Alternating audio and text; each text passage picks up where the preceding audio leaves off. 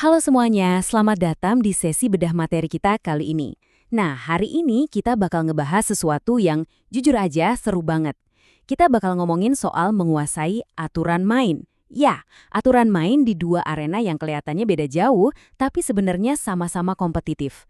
Dunia algoritma media sosial dan panasnya lapangan hijau sepak bola.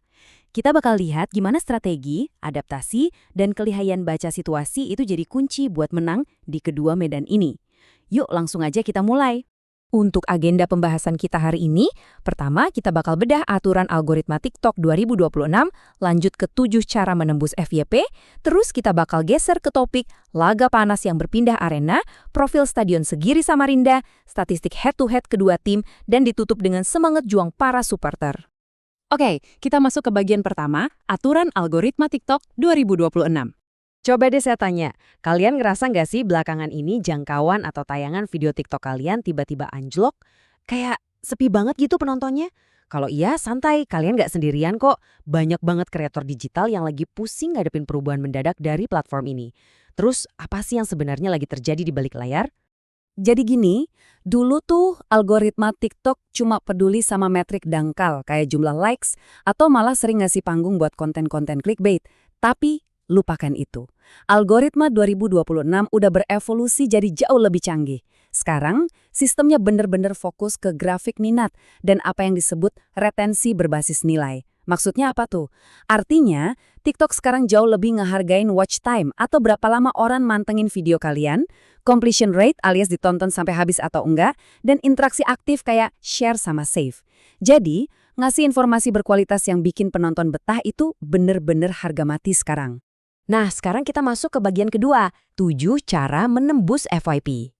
3 detik. Yap, kalian nggak salah dengar. 3 detik pertama ini adalah waktu krusial yang kalian punya buat ngehentiin jempol orang yang lagi asyik scrolling. Ini yang biasa kita sebut sebagai the hook.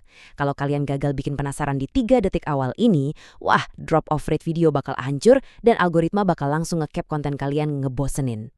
Kita bahas 3 langkah pertamanya dulu nih.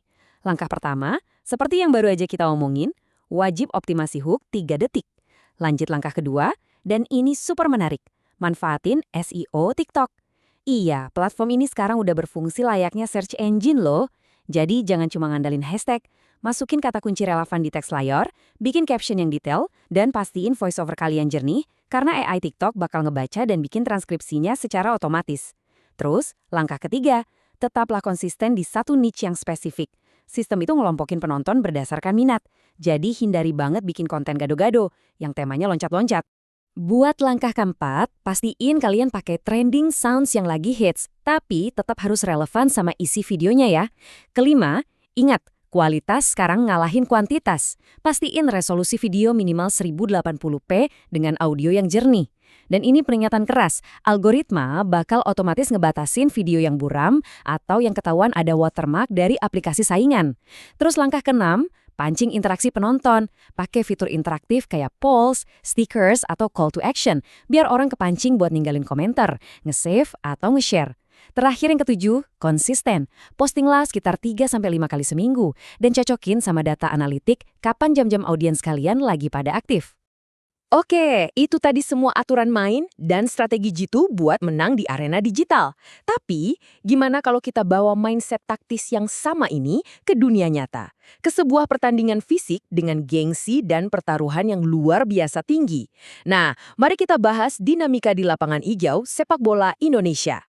Bagian ketiga, laga panas berpindah arena. Dinamika logistik buat laga Persija lawan Persib ini bener-bener kompleks loh. Coba kita runut ceritanya secara objektif. Rencana awalnya, laga besar ini jelas mau digelar di ibu kota, entah itu di GBK atau JS. Tapi karena ada kekhawatiran dari pihak keamanan soal padatnya agenda nasional di Jakarta pas bulan Mei, panitia harus putar otak. Sempat ada opsi mau dipindah ke Bali. Tapi tunggu dulu, opsi Bali terpaksa ditolak karena stadionnya udah di-booking duluan untuk tanggal 11 Mei. Artinya tim gak bakal dapat slot buat official training di tanggal 10. Akhirnya PT LIB ambil keputusan tegas, laga El Clasico ini resmi direlokasi ke tanggal 10 Mei 2026 jam 3:30 sore di Stadion Segiri Samarinda, Kalimantan Timur. Pindah dari kandang sendiri pastinya bawa dampak emosional yang lumayan berasa. Kutipan dari Pak Ferry Indra Syarif, selaku Ketua Panpel Persija ini benar-benar mewakili sentimen itu. Beliau mengungkapkan rasa kecewa dari manajemen dan pelatih Mauricio Souza karena harus kehilangan keuntungan main di rumah sendiri. Apalagi beliau nyatet banget perilaku supporter musim ini tuh sebenarnya udah sangat bagus dan aman-aman aja. Tapi ya, balik lagi, namanya juga ada di dalam kompetisi profesional dengan aturan mainnya sendiri, mereka tetap menghormati keputusan akhir liga. Kita di sini ngelihat fakta bahwa elemen kandang itu sebegitu krusialnya dalam olahraga fisik. Kita lanjut ke bagian keempat, profil Stadion Segiri Samarinda. Selamat datang di Theater of Hell. Wah, ngeri juga ya dengar julukannya. Itu adalah sebutan buat Stadion Segiri, yang merupakan kandang dari klub Borneo FC di Samarinda.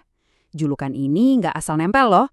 Stadion ini udah terkenal senusantara, karena atmosfer pertandingannya yang selalu intens dan membara.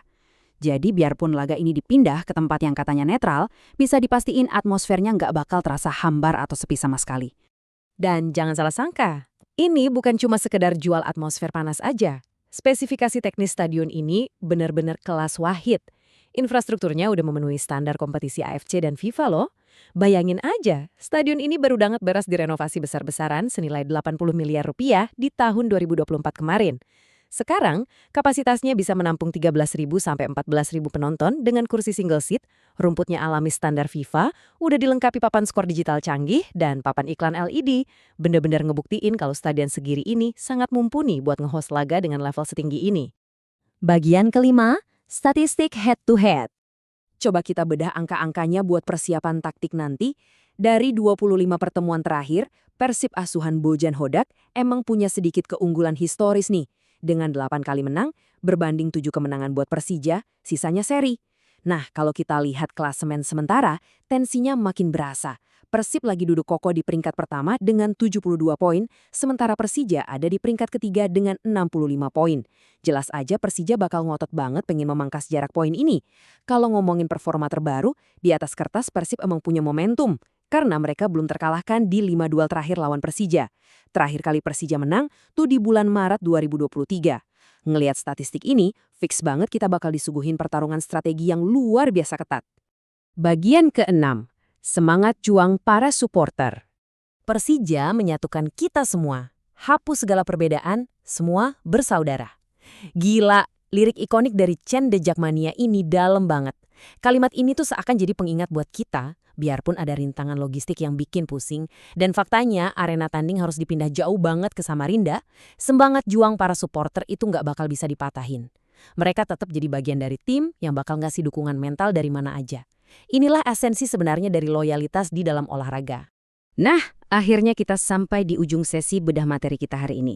Kita udah bareng-bareng mecahin logika dan metrik di balik algoritma digital masa depan, dan kita juga udah ngeliat gimana ruwetnya urusan arena fisik di dunia nyata sepak bola.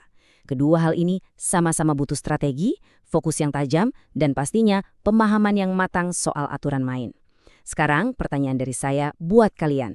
Ngelihat semua taktik dan tantangan yang ada, menurut kalian siapa nih yang bakal berhasil menaklukkan laga krusial ini dan ngangkat mahkota juara Super League musim ini? Terima kasih banyak udah luangin waktu buat ngulik materi ini bareng saya. Teruslah penasaran dan pastikan kalian terapin wawasan taktis ini ke dalam arena kalian masing-masing.